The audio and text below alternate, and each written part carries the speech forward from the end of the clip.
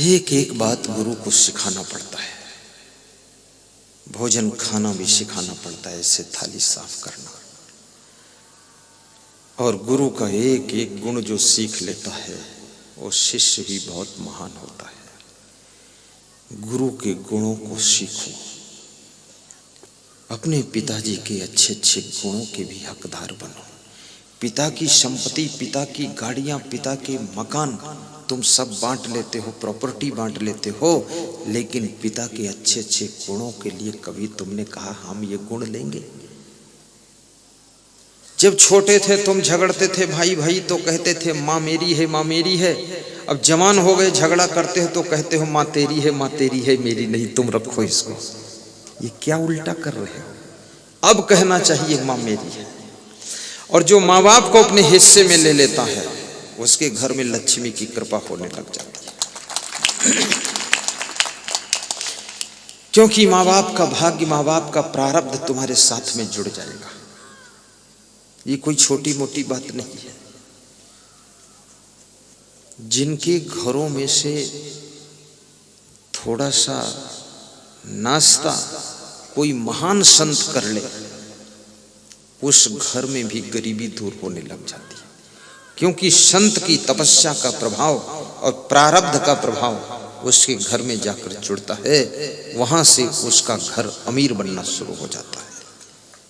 इसलिए मैं निवेदन करूंगा, कोई महान संत को तुम्हारे कमाई में से कुछ मिलना चाहिए। जमीरपुरा के भक्त हमारे कह रहे थे, राजस्थान बूंदी जिले के, कह रहे थे बिल्कुल जीरो पर था। आपका प्रवचन सुनते सुनते बिजनेस करने की भी कला सीखा, मैं साहस आया। अब मैं गोदरेज अलमारी, double bed, single bed, table कुर्सी मेज सोफा सेट, इसकी फैक्ट्री डाल दिया और किसी को बताया नहीं हूँ। गुरुदेव इसमें 5% आपका हिस्सा है। तो मैंने कहा मैं तो इसमें कुछ लगाया ही नहीं। बोले प्रॉफिट में हिस्सा है, लगाने में हिस्सा नहीं।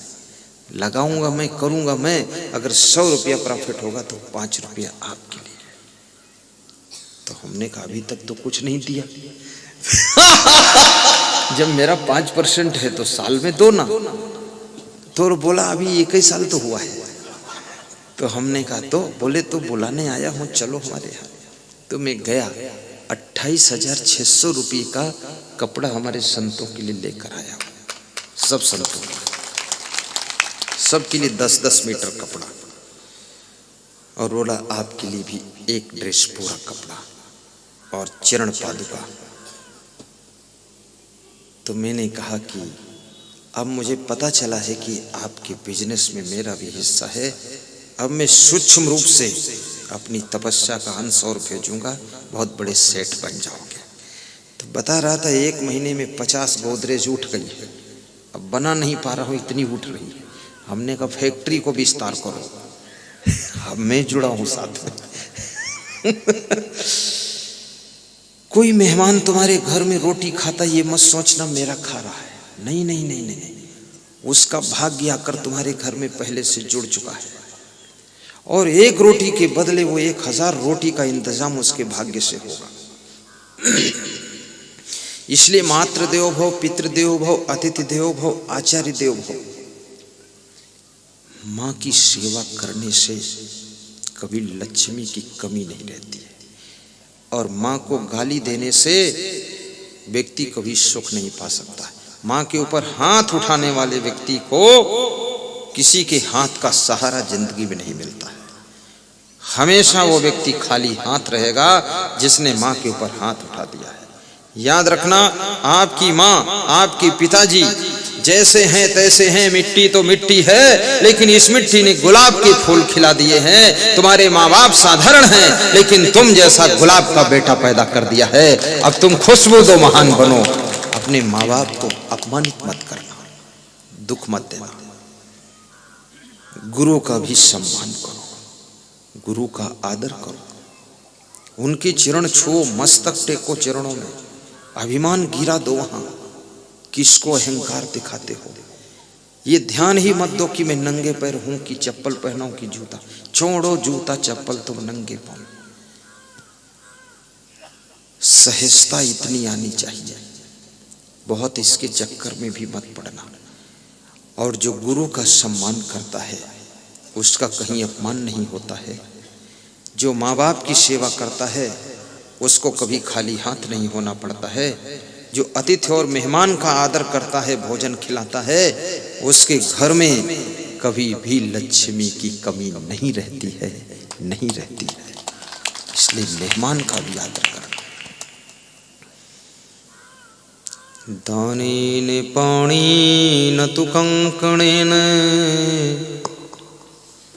स्नानेन शुद्धि न तु चंदनेन मानेन तृप्ति न तु भोजनेन ज्ञानेन मुक्ति न तु मंडनेन। क्या अर्थ है? हाथ की शोभा कंगन पहनने से नहीं, दान करने से होती है। शरीर की शुद्धि चंदन लगाने से नहीं, स्नान करने से होती है। मेहमान को तृप्ति और संतुष्टि और खुशी भोजन से नहीं, सम्मान से होती है। और आत्मा की मुक्ति श्रृंगार से नहीं बल्कि ज्ञान से होती है, ज्ञान से होती है।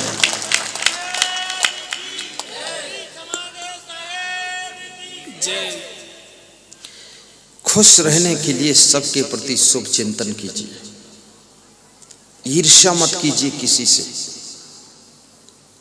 किसी से जलन मत कीजिए।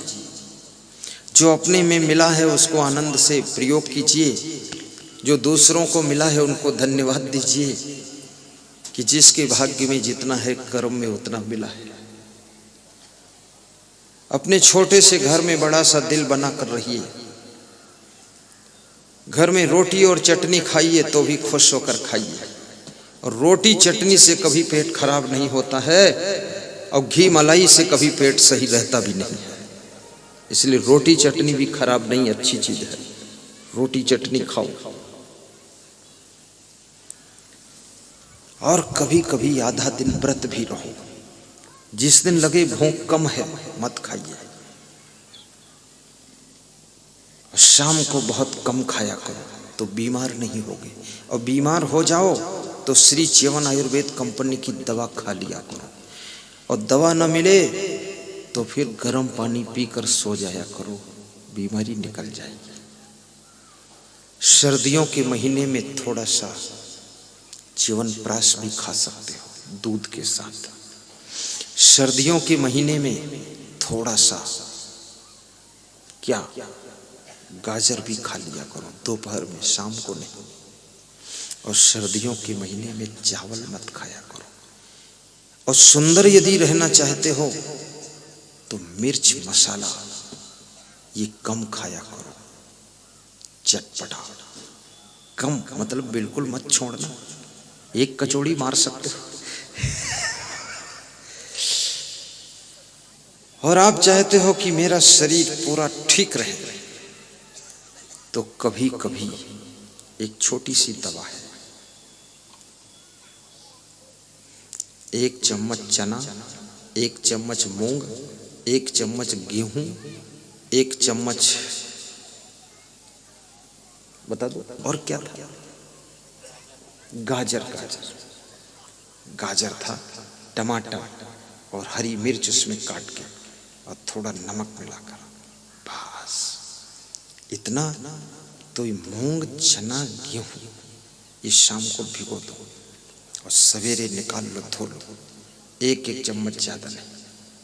और फिर गाजर टमाटर नमक हरी मिर्च काट के छोटा छोटा मिला लो, उसको अलग खाओ। ये चना वाला अलग खाओ हल्का नमक मिलाकर। और 1 घंटे तक कुछ मत खाओ। 1 घंटे बाद 1 गिलास दूध पियो। कितनी पुरानी कब्जियत हो सब पेट साफ। लेकिन पेट जब साफ होना शुरू हो जाए तो डरना मत, साफ होने दो।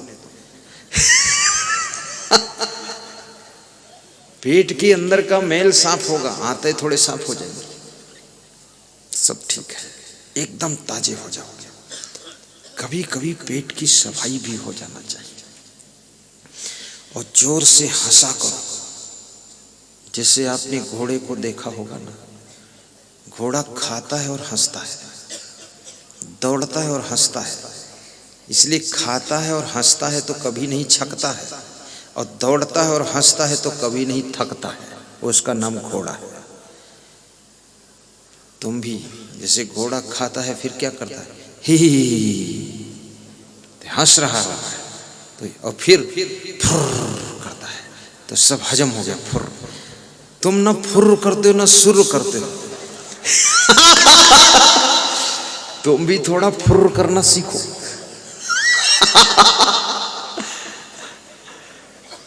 थोड़ा घोड़े की तरह ही हंस दिया करो तो कभी छकोगे नहीं, थकोगे नहीं, थकान नहीं आएगी। तुम जम के हंस के देख लो, 2-3 रोटी खाकर आए हो, ये आधे घंटे में सब हजम हो जाएंगे हंसने से। और हंसने में कोई शुल्क पड़ता नहीं, निःशुल्क है। सबके बीच में हंसने में शर्म लगे तो खेत की मेड़ पर जाकर हंसो। पड़ोसी खेत वाला दौड़ कर आएगा, भाई क्या बात, क्यों हंस रहे हो, तो उससे कहो तुम भी हंसो, कारण कोई नहीं, हंसो बस। हाँ। देखो फिर स्वास्थ्य बहुत अच्छा रहेगा। और ये दुनिया के झमेले तो कम नहीं होने वाले, इसमें तो लफड़ा रोज कुछ चलता ही रहेगा, झंझट रहेगा। बेटा ठीक हो जाएगा तो दामाद के यहाँ से खबर आ जाएगी कि दामाद जो है वो दारू पी रहा। दामाद सुधर जाएगा तो मामा के घर से खबर आ जाएगी कि मामा का लड़का जो है अफीम खाना शुरू किया। ये किस किस मूर्ख के चक्कर में पड़ोगे। रिश्ते तो हैं ठीक है, लेकिन रिश्ते जब सुधरते नहीं तो करें क्या हम। छोड़ो, कुछ कहो मत, मन को हटा लो भाषा। दुष्टों से मन को हटाओ, नहीं चाहने पर भी मन हटाना पड़ेगा। बड़ी मार्मिक बात है। जो दूसरों की खुशियों का ख्याल रखता है और दूसरों की खुशियों को बढ़ाता है, जो दूसरों की खुशियों को छीनता नहीं है, जो दूसरों की खुशियों को विकसित करता है, उसकी खुशियां अखंड रहती हैं, उसकी खुशियां कभी खत्म नहीं होती। जिस लाड़ी के आने से सासू की